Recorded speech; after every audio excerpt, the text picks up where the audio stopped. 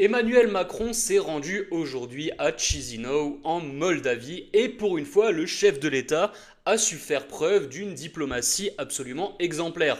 Non, je rigole.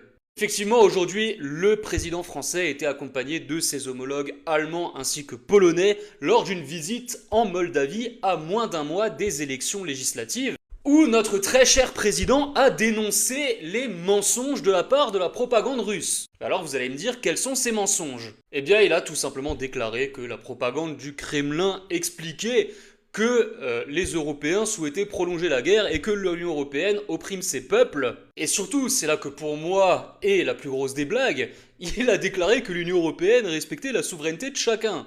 Bon, en fait, quand tu sais que le droit européen prime sur le droit national, il y a eu de forts soupçons d'ingérence en Roumanie lors des élections l'année dernière. Ingérence de l'Union Européenne, bien entendu, en vue de faire annuler le premier tour du scrutin. Ah, je pense personnellement, encore une fois, ça reste mon avis, je pense qu'il se fout littéralement de la gueule de tout le monde, ni plus ni moins. Après, par rapport aux déclarations qu'il a faites vis-à-vis du Kremlin, donc ces accusations de propagande, en fait, il y a quelque chose à comprendre, quelque de plutôt simple, en fait, c'est que l'Ukraine a perdu. Et que c'est bel et bien dans ce sens que la Russie va, c'est également dans ce sens que les États-Unis vont.